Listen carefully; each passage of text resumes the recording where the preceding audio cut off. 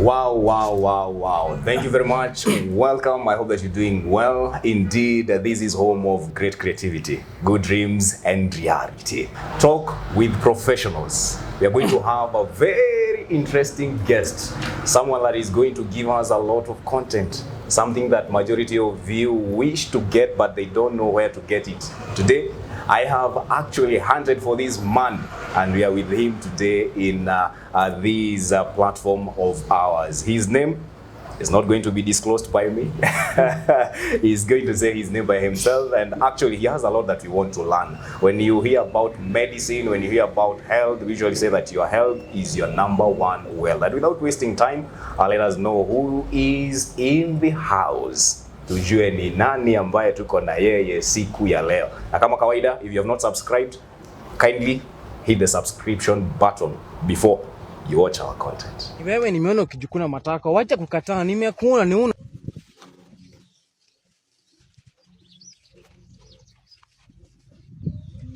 Najua sio mimi peke yangu mwenye najikunanga matako. No. Najua watu wanajikuna matako. Hata sasa hivi najua ukiangalia hii video yangu ulikuwa kujikuna matako. And the worst part of it ni unajikuna, alafu unanusia, alafu unasikia mwenye ni kama matako sio yako. Okay. I have a reason why, and I think I have a solution for you. Come with me. Ni wewe nimeona ukijikuna matako, wacha kukataa, nimekuona ni unajikuna matako alafu unanusa. Very bad habits, lakini acha nikwambie ni kwa nini. Uko na kitu tunaitwa pinworm, pinworm ama threadworm, but the scientific name ndio uone nikao unafanya kitu ya muhimu na kuna kitu ya muhimu inaitagwa Intl vermicularis. Hiyo ndio inaitwa pinworm. Ndio kinafanya ujikune uko kwa matako. Na let me tell you one thing, did you hujaku kidworm? Yeah, hujaku kidworm. Na ni aje ulipata hii pinworm? Ulipata hii Intl vermicularis aje? How did you get it? Very nice. So ulikula, haukuosha chakula ukikula. That's one. Haukuosha chakula. Yes, wewe ulienda ukakula matunda bila kuosha. Mwenye alikuwa anakuinzia hiyo matunda alikuwa amejikuna matako na hakuosha mkono, so akaguza hiyo matunda na wewe ukakula. That's a thing yenye inafanya ukue na hii pinworm ni sharing of clothes. Wewe unashare clothes unaona kama ile ya kuoga. No, let me give you a bit of a history of how pinworm, the life cycle of pinworm.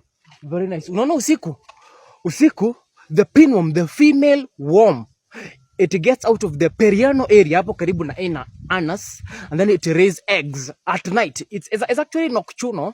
Inatoka hapo nje around the perianal area, and then it decides to lay eggs. And these eggs are very sticky. They have a very sticky fluid that causes you to have itchiness, intense itchiness. Kazi yako tu ni kujikuna usiku. Yeah, so it raises eggs there, na wewe unaenda hapo unajikuna. So ukijikuna, you grab those eggs by your nails, okay? You grab those eggs by your nails, alafu wewe unakosa kuosha mkono, unaenda unakula, okay? You touch the surfaces, okay? Touching those surfaces spreads those eggs, okay? So how does it get into your stomach? And how does it multiply? Come with me. Karibu sana daktari. Thank you very much. Karibuni. Asante sana. Yes. Hiyo kicheko yako kila wakati inatuvutia sana. Hata before tujue ni nini uko nacho unatuvutia sana. Kucheka tu.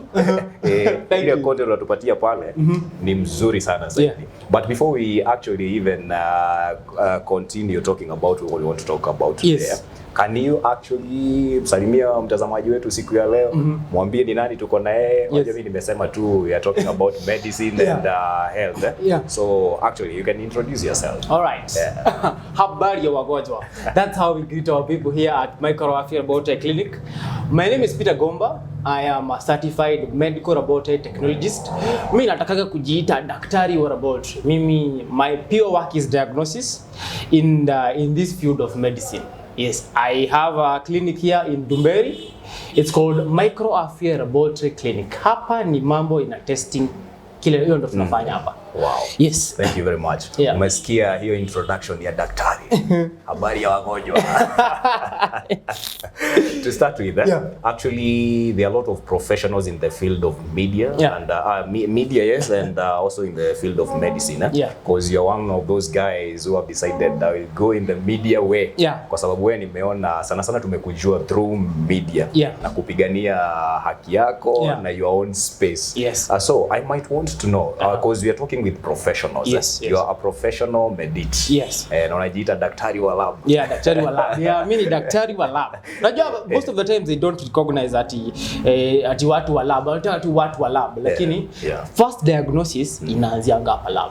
So ndio tunajiita daktari wa lab. Hapa ndo kwanza mtu kama ni gari venye inafanyangwa service. This is where you start to service your body. So swali ya kwanza.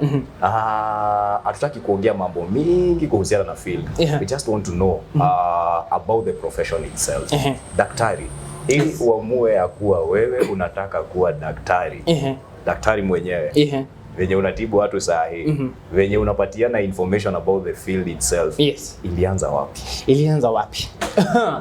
First of all, it's a funny story. I never wanted to be here. I never wanted to be in medicine. I never even heard about. There's one book that we were read by my Kiswahili teacher back in the days, ya Ben Carson. Hapo ndo nilipata interest kidogo ya kukua hapa. But how I came to be here is because in my family, in the extended family, hakuna daktari hata mmoja. So first of all, me myself, I wanted to be a journalist. Journalism was in me so much. Mimi nilikuwa nikisikia Jeff Kuria, mimi nataka kuwa Jeff Kuria. I wanted to be a journalist. But it happened that the sister to my mother, mamangu akampigia simu, akamuuliza mtoto wangu anataka kufanya journalism in one of the schools here in Kiambu. Then my aunt asked my mother, kuko na radio stations ngapi? And my mother said, 3. Then I think they discussed and said, you are haiwezi. And then myself I was selected by KUSPE. That's a placement for universities and colleges. So one time, tumekaa home and then a letter comes that I've been selected to do medical laboratory science in the Kisumu National Polytechnic. Mamangu akaangalia hiyo letter. Akaangalia familia yake yote. Akaangalia journalism, daktari. Alafu akaangalia in the whole family hakuna mtu hata ashaikaribia kukuwa daktari, hata nurse. Hata mtu wa kufagia hospitali hakuna. And then you see there is always a pride in a parent. Mtoto wangu ni daktari. You know, back in the days, that was back in 2016. Daktari, that's a big name. So akaamua no. We are going to do this one. And as a matter of fact, let me make you a little bit happy. When I was selecting, zilikuwa, I guess zinakuanga sita options, zinakuanga sita za select. True. All 5 of them, I selected journalism. What? I selected journalism. We were with a teacher called, I can't remember his name, but nilikuwa nataka kuweka zote sita journalism. Lakini akaniambia, why don't we put this medical lab here? I didn't even know what medical lab is. Oh, your teacher that is? Yeah, my teacher. Akaniambia, let's put this medical lab here. I had that name there, and it never rang in my head again until the letter came saying that you have been selected to go and do medical laboratory science in the Kisumu National Polytechnic. And that's how I found myself there. My mother sent me, I tried to tell her, mimi nataka kuwa mtangazaji. She sent me there. And that's actually it's very far from Nyandarua to Kisumu, is quite far. And I was honest and then said, wewe unakuwa daktari, and that's the end of story. So you come from Nyandarua. I come from Nyandarua County. Mtazamaji na msikilizaji, you have heard from the doctor himself. He didn't want to be a doctor. But someone told him, you need to choose one course. Medicine. After zote ameweka pale hivi journalism. Kuna moja ilikuwa na fate. Na fate yake ilikuwa na mwalimu wake. Chagua medicine. Umeitiwa medicine sasa. Nimeitiwa medicine. So actually nilitiwa tu hivyo medicine. I was like, my mother wasn't, we don't come from a very good family. Ati tuseme ati hapa hivi my mother she didn't used to earn a lot of money. School fees ya kuenda ilikuwa 30,000. Kuingia unaingia na 20,000 and left the other things around 10. So 30,000. Mamangu hakuwa na hiyo do. So me myself, I am a pure product of loan school. Yeah. My mother took a loan. She took me to school. Na si yeye nilipeleka na babangu. Mamangu aliambia babangu, wewe mpeleke. Juu mimi nilikuwa mimi mom sitaki kukua, mimi sitaki kukua. Sasa iko daktari. So because you know how mothers and sons are, they are very close. You can sway her away kidoambia pelekwa na babako. That's how I found myself in the Kisumu National Polytechnic. Hapo hivyo tukaingia, got my admission, but life was quite hard. Mamangu, she doesn't earn a lot of money. I guess she was earning around 10,000. Hapa amechukua loan ya 30,000. So half of her money is going to pay the loan. So and then I started kwanza first term. Niliteseka bana. Let me tell you a funny story. Babangu akanipeleka akalipa kila kitu. In school you eat with paper card. You swipe, you get the food. You swipe, you get the food. So babangu aliniachia punch. Punch. The card has to have a minimum amount of around 200. So nimebaki na 300. 200. Hiyo 300 nikaswipe hapo ugali ya chwani. Hiyo ni kuni encourage nataka nikule fiti. Chwani. Within a few days pesa imeisha. Ikaanza kuniramba. At least 50 per day. Yeah, that 50 per day. Uko na 300. Na niko na 300. Na mamangu hana pesa nyingine na najua I know she doesn't have any other money. That's how I started. So maybe I have always loved mambo ya social media. So shule there's something called PDF files. PDF files kuna watu wataka unaambiwa na teacher get some PDF files mwende msome. There are guys who were like they came to school but hawajui hizi mambo nini hawajui stories za wifi, hawajui wata download work notes. True. So in my hostel we used to live 6 people.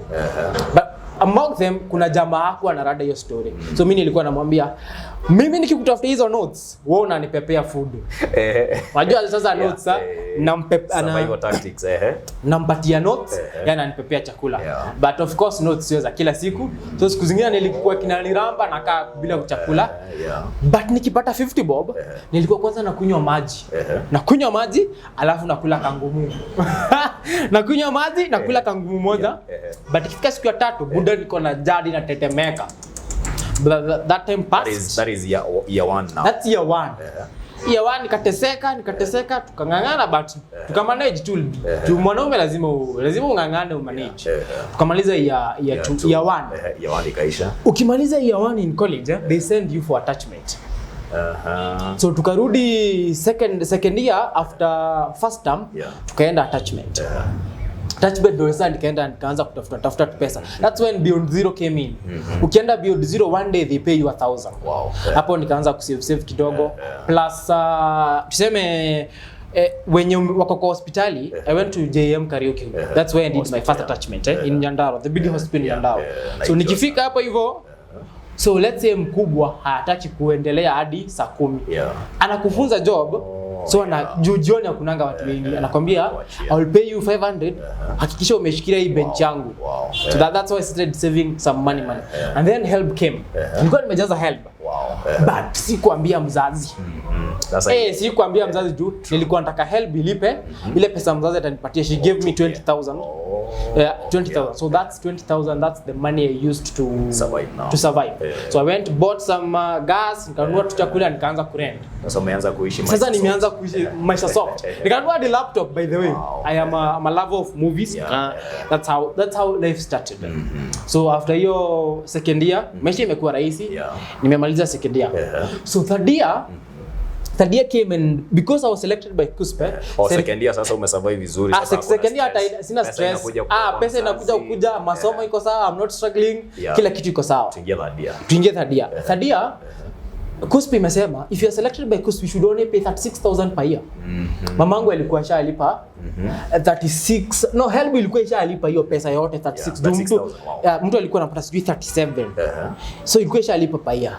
But mimi bado sijaisema nyumbani nishaipewa help. Siwezi sema juu ku struggle.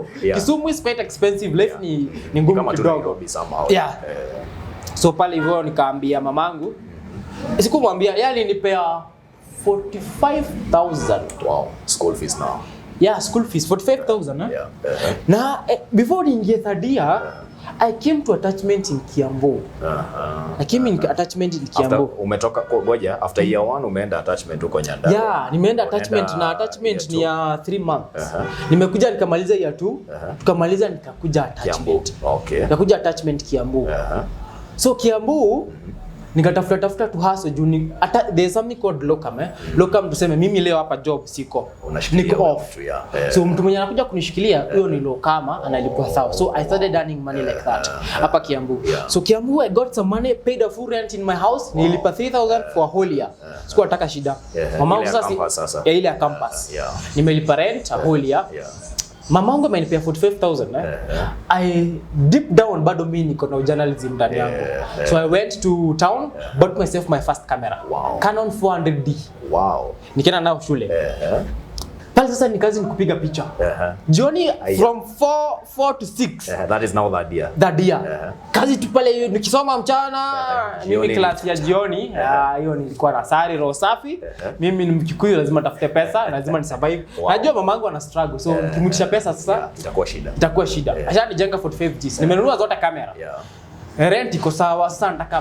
pesa ya kudishi so I would from 4 napiga mapicha nilikuwa na charge 30 bob pale najua ni soft copy studio nataka tu mtu apost social media hakuna editing nilikuwa na edit na right room kidogo tunamalizana so nikapiga picha mimi nikamaliza shule vizuri sana so badia maisha ni soft soft buda nilikuwa na maisha soft jioni by the end of the day naenda home na 400 500 na kula fiti kila kitu kiko sawa daktari akona story tamu sana huyu tukikosa kumcontrol tutakaa hapa for 3 good hours wewe unasikia ni daktari na ni journalist kulingana venye mpaka anapatiana story yake ina flow tu vizuri sana sasa nataka atupeleke one on one ametoka shule sasa amekuja to the world of hustle maisha imeanza wapi wacha nikwambie by the time nilitoka shule sitakaa sana lakini kidogo tu nimemaliza college nimefanya kila kitu nimefanya NEC pale tunafanya NEC nimefanya NEC nimejiambia mimi nirudi Nyandarua so pale campus the exams that you do from NEC polytechnic they do NEC polytechnic they do NEC so I have done NEC nimemaliza so umemaliza NEC ya high school sasa umepatana NEC ya campus NEC ya campus nimefanya NEC ya campus nimeona siwezi rudi Nyandarua there's nothing for me isipokuwa familia yangu hakuna kitu nishajaribu huko na walikuwa nalipa 400 so mimi nikaambia bishti yangu aitwa Njuguna tulikuwa tumepatana hapa Kiambu nikamwambia mimi by the way mimi sirudi Nyandarua nakuja Nairobi nasikia kuna wanaume wanakujaga Nairobi without anything wanatoboa mimi nakuja Nairobi nitoboe so that's how I left Kisumu sold everything I had from campus now from campus from Kisumu direct to Nairobi nikakuja nikakaa Uthiru from Uthiru nikapata job Rimuru. There's a lady who gave me a job in Rimuru. Hapo bado sina license. Bado ya hospitality. Hospitality sasa to be licensed certified. Hapo sina. Hapo natafuta ya kufanya hiyo exam. Nikafanya kuwa certified. Nikafanya juma mangu nikitoka college aliniambia mimi nimekufisha mwisho. Hivyo ndo tumemaliza. Sasa wewe ni mwanaume jipeleke huko kwingine. Hapo hivyo nikamaliza. Tukakuja nikapata pesa ya kufanya mtihani ya board.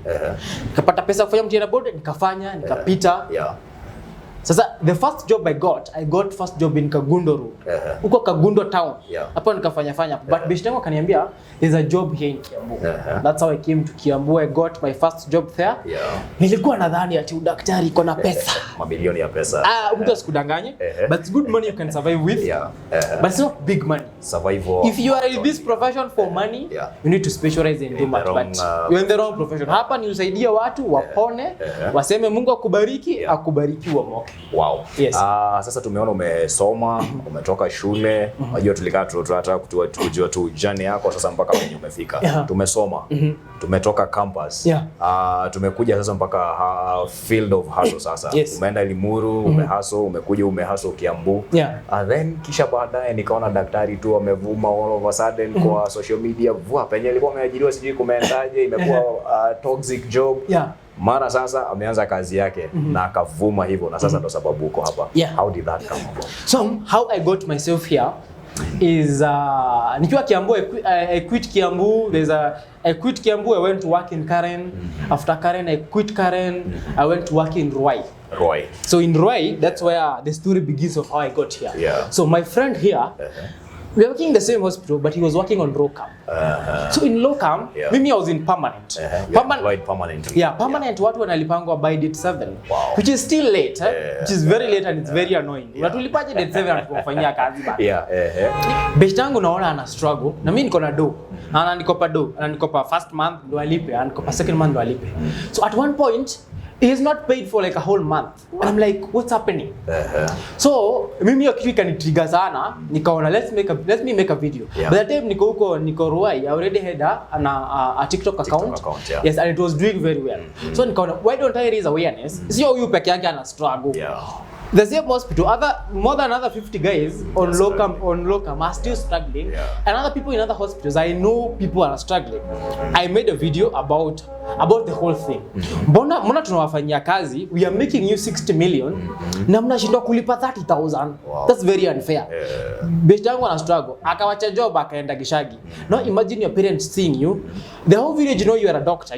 Your parents know you are a doctor. Walikusomesha, umepata kazi, umerudi Gishagi. As a parent unasikia vibaya.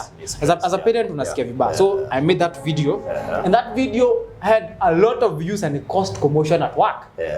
Mimi sasa nilikuwa sasa ileta shida kwenye unafanya kazi. Kwenye unafanya job. But I didn't mention the hospital.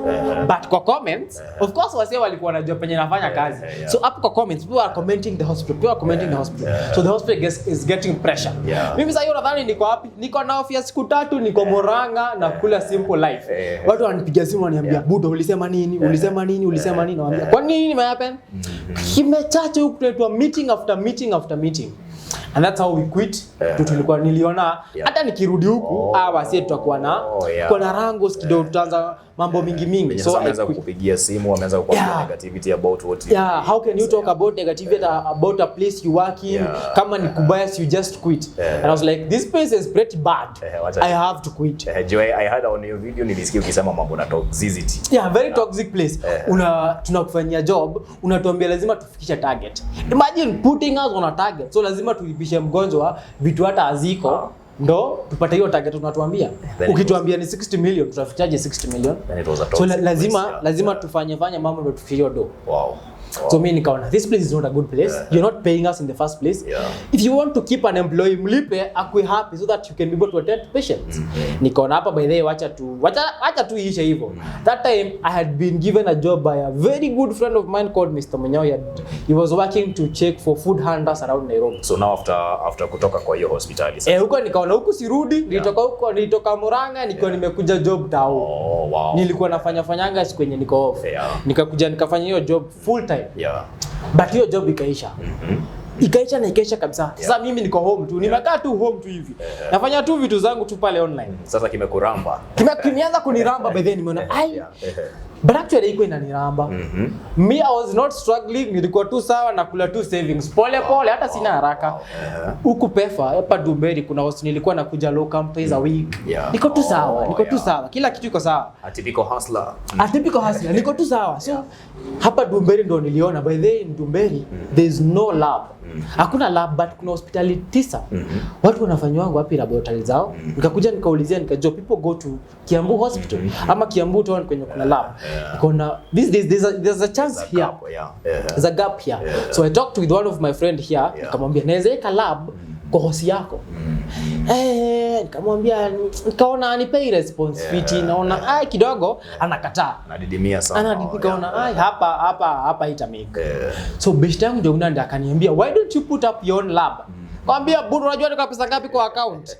Niko na 20, I guess I had around 20 Gs. 20,000.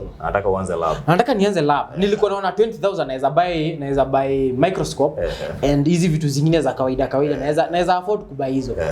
Kwa bank pia nilikuwa na pesa za kwenda Mombasa. Mimi mwanaume mzima unaniona hapa, daktari mzima sijaenda Mombasa. Ulikuwa umesave? Nilikuwa na save pesa za kupeleka babies Mombasa. Nikaona hapa kinaniramba na ule amekataa. Nikamwambia 20,000 haziwezi afford kulipa rent.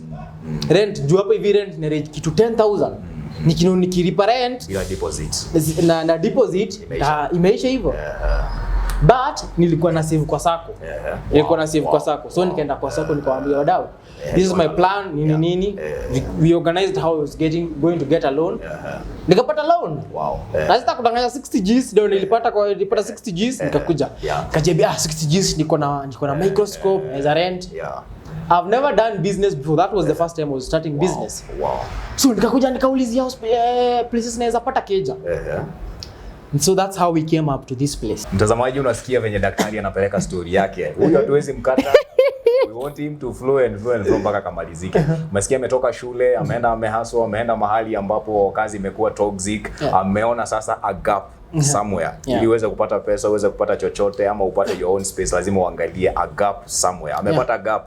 Akona kitu kidogo. Sasa huyu ni Moses ako tu na kijiti tu peke yake. Ameambiwa na rafiki yake tuanze kazi. Ama anza kazi. Ameenda sasa pale hivi kwa savings, tusikie. Sasa pale hivi kwa sasa after kupata 60 Gs anakuja kuanza kazi. Kutoka hapo tumekuja hapa hivi tumepata keja tumelipa. We paid around 40,000 just for this whole place because walikuwa wanasema you pay cash and deposit ya miezi kadhaa. So tumebaki na 20,000. Bring up this structure, tukaenda tukatafuta food. Akatuambia by bring up this structure hadi malizike ni kido 20,000. 60,000 zangu zote zimeisha. Nikarudi pale kwa ile savings za kwenda Mombasa, nikaichukua, nikakuja nikanunua nayo microscope. Sasa niko na microscope, sina hizi vitu zingine kama hizi zenye unaona hapa. This still cost money. Unajua sasa ukitaja microscope, daktari sijui kama kuna venye sasa akitaja hizi vitu tu tunaziona hivi kwa sababu tuko kwa lab. Hapa ni microafya as a matter of hapa tuko hapa hivi kwa microafya lab. Na hapa hivi tuko kwa intraza ita reception. Hii ni phlebotomy. It's called phlebotomy. So we draw blood. Tumia kizungu sana. Usitutishie na scientific name. Hapa inaitwa phlebotomy. Phlebotomy is where we draw samples from. Kutoa damu tunakutolea hapa. Hapa is where we consult with you and you nataka kufanywa test na nini. Yes, the consultation. Yes. Unaona sasa tumeanza kuingia mambo na equipment. Zinaitwa equipment. Equipment. Sasa tunaanza kuongea mambo na equipment. Ni vizuri daktari akitaja kitu sasa tunaiona. Tunaiona. So ningeomba tu daktari at least utupeleke mahali tunaweza ona hizi vitu. Taja angalau mtazamaji anaona it's this one. We are very open. It's going to be more sweet. Mtu akiona chenye unataja. Haina shida. Yes. Welcome, let's go inside. Tuone vitu tunafanya watu waseme sisi ni quacks. Kabisa. Yes.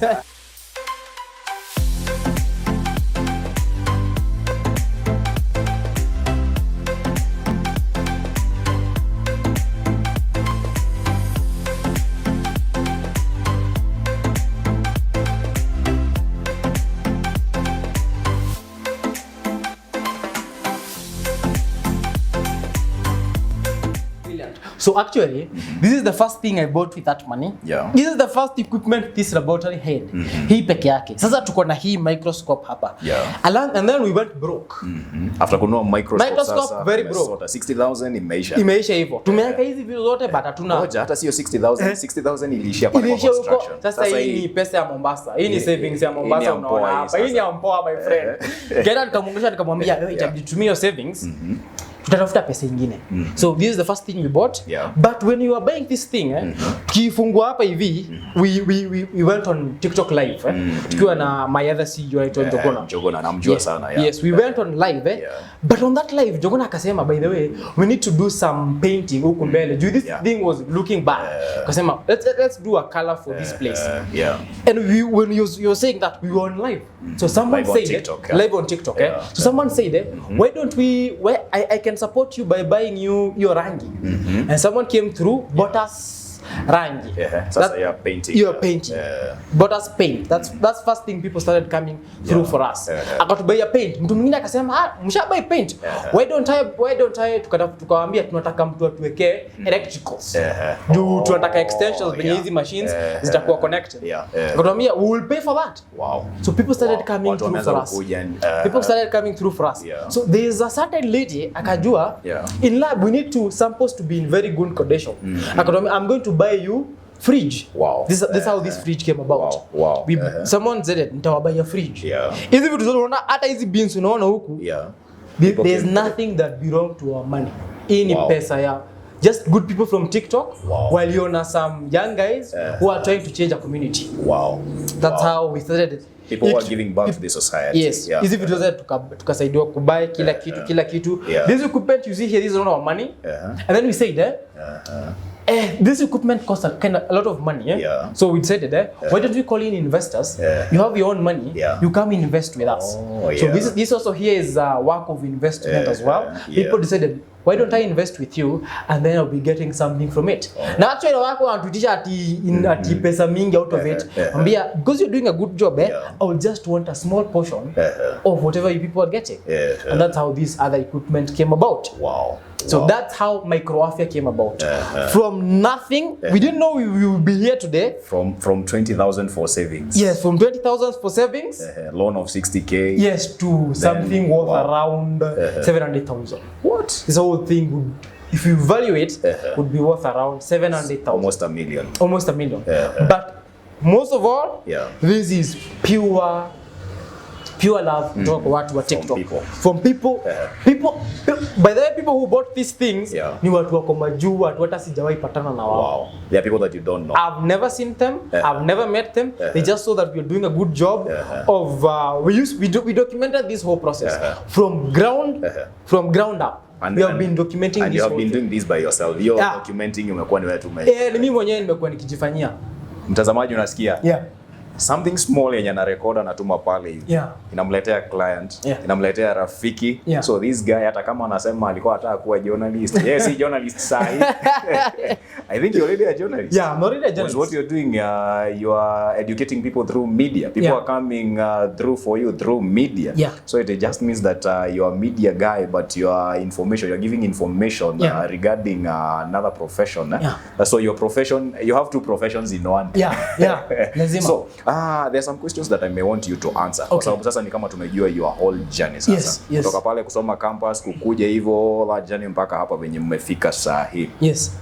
On that process, mtu mwenye anataka kukua daktari sasa kama wewe, lab tech. Juu nimesikia ukisema ni lab tech. Lab tech, mtu mwenye anaweza taka kukua kama wewe, ako maybe pale hivi high school, ama mwingine ako tu pale hivi kazini, wako mahali ambapo ni toxic as well. So what would be your advice? Kwa sababu tunajua there are a lot of challenges. Kitu cha kwanza nataka ujibu, advice ya mtu mwenye ako pale hivi kama high school. Unajua wanatuwatch. Wanatuwatch. Yeah, watching. Mtu wako hapo na mwingine amechanganyikiwa, nataka kukua daktari, nataka kuwa mtangazaji, nataka kuwa mchezaji mpira. So they are just there wana wonder what they want to do. Kwanza jibu hayo mawili. All right.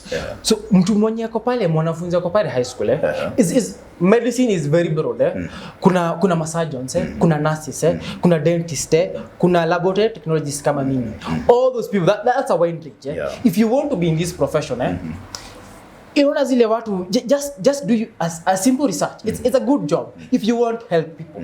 Kikuja hapa na mentality ya pesa kitakuramba. There is no that much money. There's not that much money. But ukitaka kukuja you just make sure it's passion. We start with passion. Hii kitu ni passion.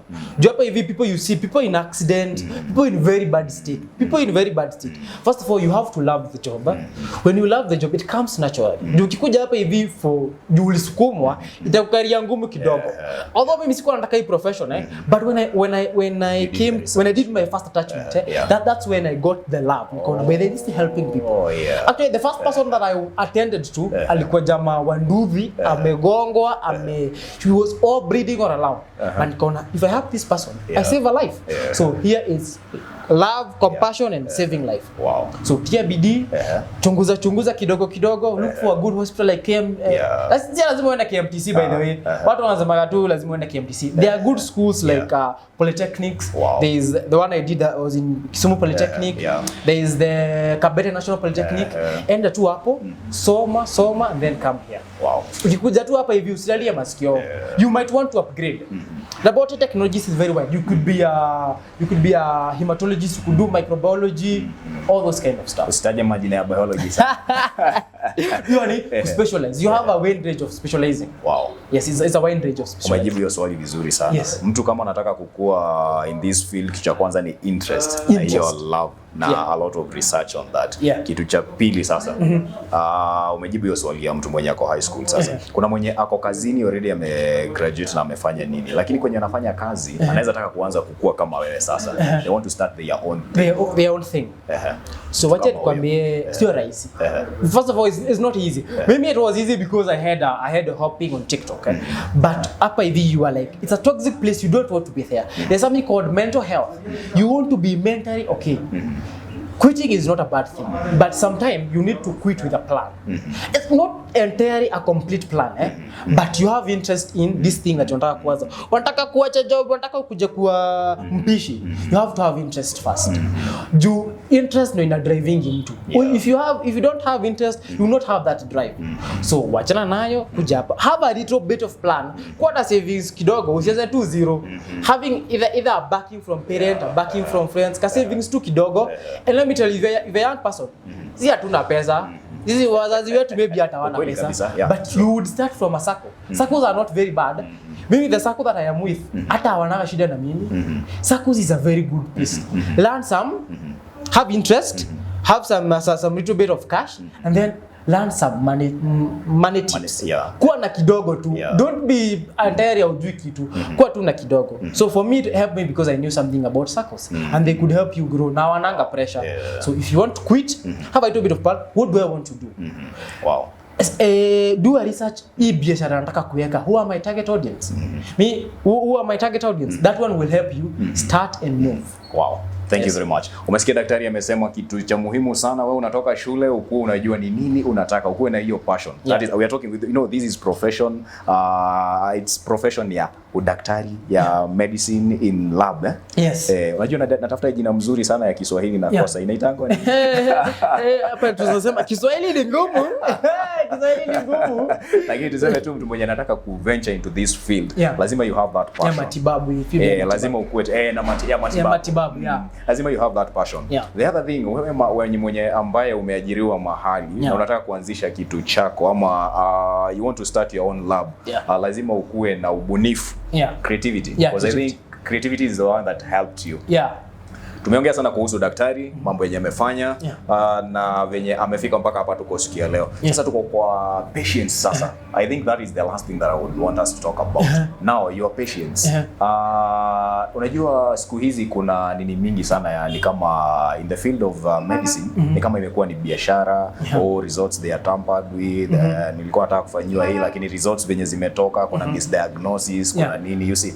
So as a professional in lab technology, so what is your advice towards to those patients wenye wako pale nyumbani hawana enough knowledge about what it constitutes ili mtu aweze kupata proper results ama aweze kutibiwa pahali ambapo anafaa?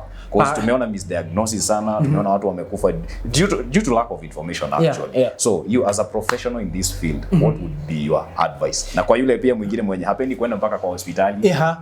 I would say when you go to the hospital, don't be afraid. Watu wengi wanaogopa hospitali. Hata ukikuja kwangu unaogopa kuniuliza maswali. If I tell you have low HB, don't just leave abruptly. Niulize what is low HB? Umekuja kutibiwa, what is low HB? Ask those questions. Umeniambia niko na infection. What kind of infection do I have? How did I get it here? Usiambiwe uko na infection na hivyo tu ndio umeenda nyumbani. No. But also in most of these laboratories there is something called like ISO certification. ISO certification mmekuja mmeangaliliwa kama mkosa. Those are things the patient might not really know. Those ones should be done by the government to make sure. Me as Peter Gomba, am I licensed first? Nilienda shule kwanza. Hiyo ni kitu ya kwanza. Am I licensed? Hiyo ni kazi ya serikali. These laboratories that you're putting in, are we putting in professionals there? Hizo bado ni kazi za bodies. Ours ourselves here, when we started them, sijakwambia hata by the for this institution, for me to be licensed, this place also to be licensed to be inspected as well. We are inspected. Tulienda huko, someone also still facilitated for us to be given that license, which costs around 61,000. That's someone who still come through for us. So hiyo ni kitu ya kwanza. Au watu wako na licensing.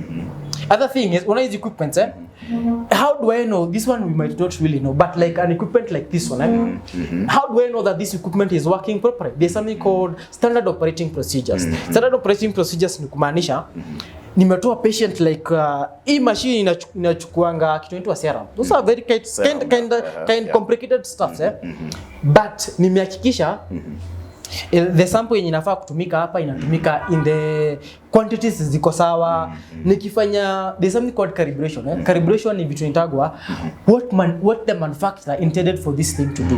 Kama this one was supposed to do kidney function test, it should only do kidney function test. Haifai kutumiwa na haifai kutumiwa na jingine. Those are things calibrations. Calibrations inahakikishangwa mwenye anafanya kwa hiyo lab, hiyo standard operating procedure wanahakikisha imefanywa calibration.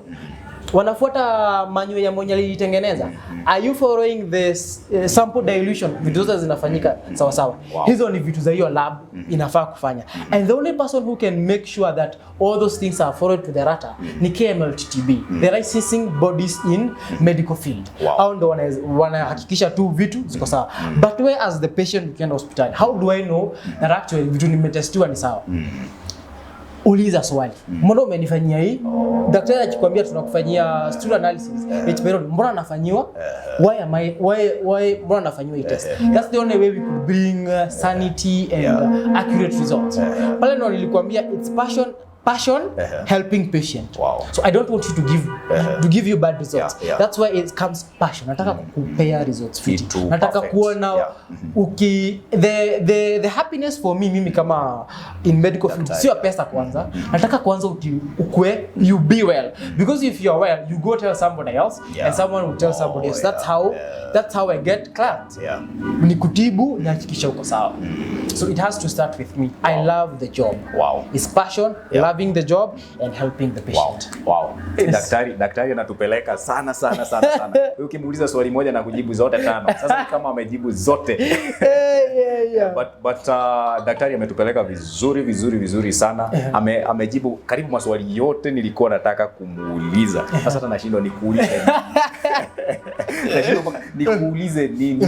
Venye umejibu maswali yako umejibu vizuri sana na hizi ni kama nimeridhika. It's like I'm learning. You know, even what I expected is not what I got. Ni kama sasa mpaka nasoma.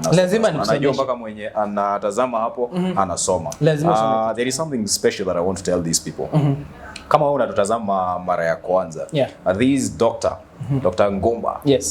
Napatikananga pale hivi kwa mitandao, pale hivi kwa TikTok, YouTube na all social media sites. Anapatiananga proper information about what it entails ili uweze kupata matibabu. You know, I think lab will you determine what somebody will be, how someone will be treated. Na niko na swali before tupatiane nini zako zote. Unapigwa vita pale hivi na madaktari wengine wakisema wewe una review our secrets, unapatia watu a lot of information, unafanya watu watujanjarukie. Do you get those fights? I haven't started getting them, but kuna watu wengine like yesterday I did a video about FNA. FNA is fine needle split. It checks for whether you are having cancerous. Let's say fine needle split, like for breast, you checking if the breast lump uvimbe zinakuwa kwa breast kama they are cancerous. Then somebody told me that's not your job, it should be done by a pathologist. I know it should be done by a pathologist, but my work it's still in the lab, but should be done by a pathologist. So my work my work is to stain asome hizo results. But mgonjwa atajuaje kuna test inaitwa FNA? Si lazima ningemwambia because I know but I can't do. You're the one who is supposed to do my mark is to stain.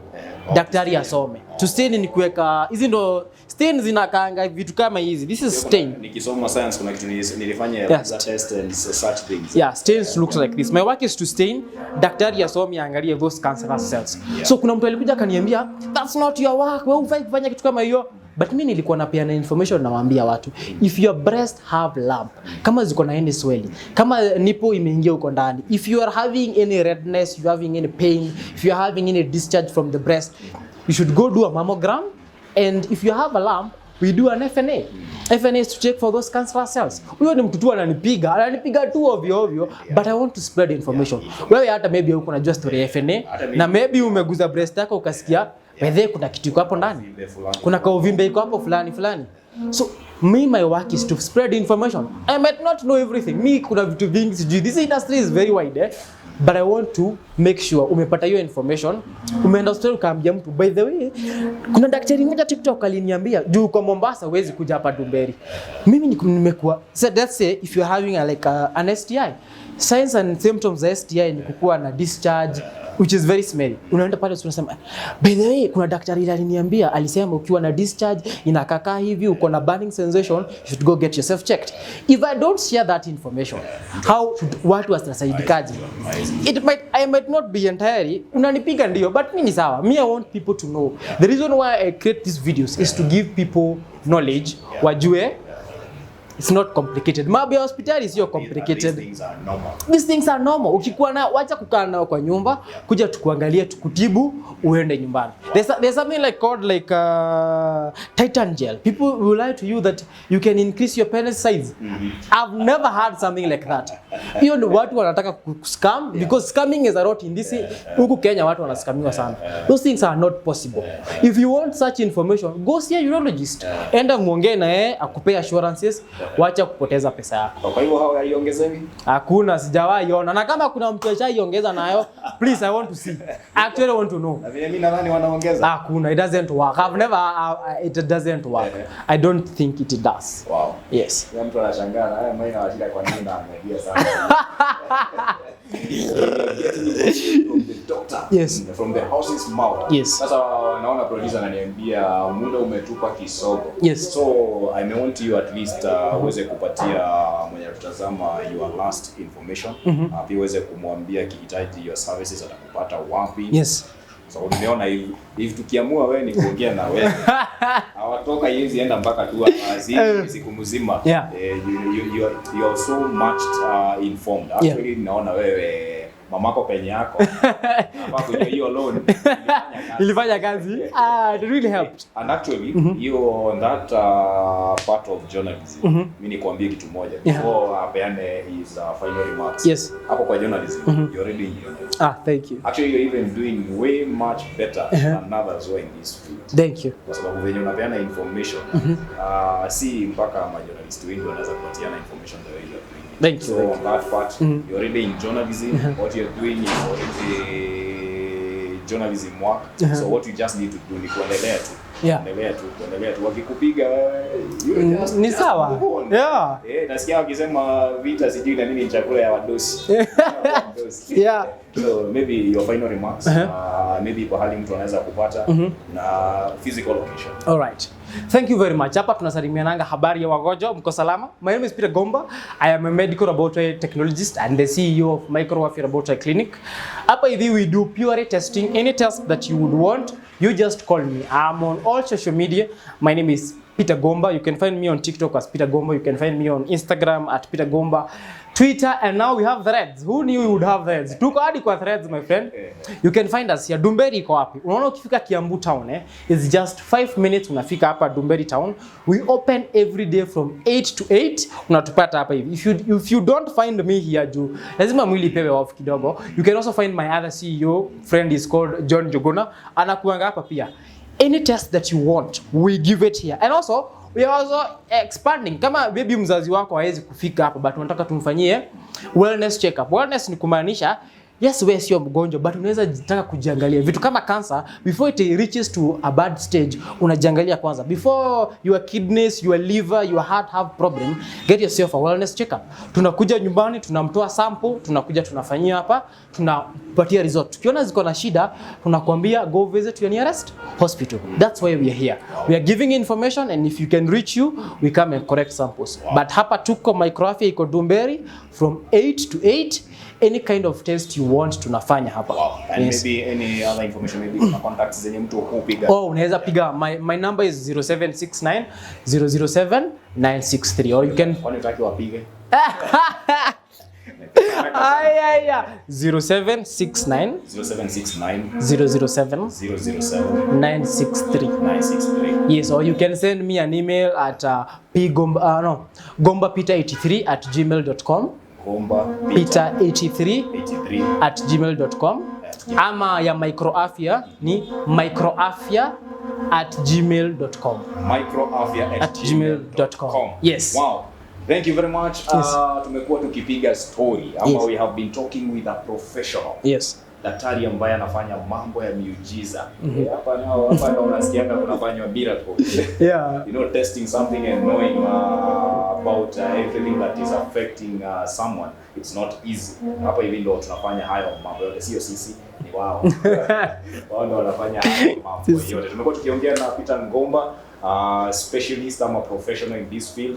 Ametufurahisha sana. Tumeona hatuwezi ongea masaa mawili, hatuwezi ongea masaa matatu. We can only visit him maybe for more information. We can visit his social media sites and maybe even call him for clarification of anything that we may want to know about our health. Maybe ni wako Maina Wachira. This was episode 3, season 1, Talk with Professionals. Kama huja subscribe na unatutazama, actually you are doing something bad. Umewatch peke yako, umepata information, you're not sharing with your friends, you're not liking, unafanya kitu mbaya sana. Can you share with your friend? Can you subscribe? Tupatane kwa the next episode.